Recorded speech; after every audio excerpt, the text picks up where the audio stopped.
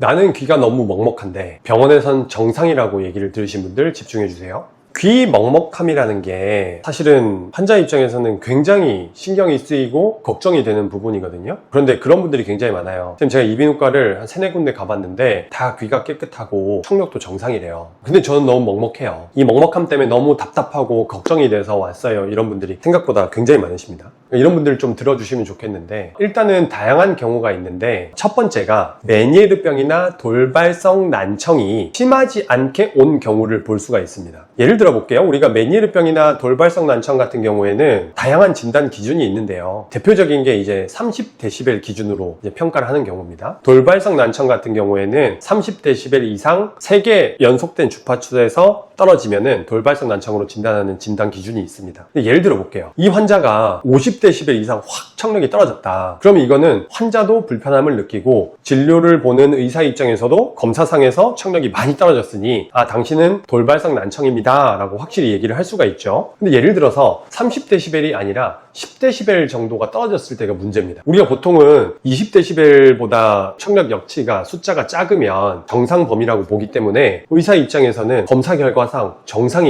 정상이라고 말씀을 드릴 수밖에 없는 상황이죠. 근데 환자는 불편할 수가 있는 거죠. 그래서 저는 이걸 어떻게 말씀드리냐면, 예를 들어 볼게요. 우리가 감기가 걸려서 병원에 오기까지 보통은 2-3일 정도 시간이 걸립니다. 왜냐? 감기 초반에는 크게 불편하지가 않거든요. 그러다가 으슬으슬하고 목이 아프다가 열이 나요. 처음에 36도이던 체온이 37.5도까지 갔어요. 이때까지도 많은 환자들이 그냥 시간이 지나면 괜찮겠지라고 생각을 하다가 이제 체온이 38도, 39도 되면은 이제 병원을 찾아오는 경우가 많거든요. 그럼 이 감기의 그래프를 생각을 했을 때 이 38도, 39도가 됐을 때도 감기이지만 이 37.5도였을 때도 분명히 감기의 한 과정이었겠죠. 이거를 우리가 돌발성 난청에 적용을 해보면, 예를 들어 50dB, 60dB까지 떨어지는 것을 우리가 돌발성 난청이라고 했을 때 그 중간에 10dB나 20dB 떨어졌을 때도 이 돌발성 난청이나 메니에르병으로 악화되고 있는 중간 지점이라고 볼 수가 있는 거예요. 그래서 제가 실제로 환자분들께 이렇게 말씀을 많이 드려요. 지금은 돌발성 난청이나 메니에르병의 진단 기준에 부합하지는 않다. 그렇지만 환자분 같은 경우에는 이제 돌발성 난청이 악화되고 있는 초기일 수도 있다. 그러니 일단 약을 한번 먹어보고 2-3일 뒤에 와서 청력 검사를 비교해보자, 이렇게 말씀을 드리거든요.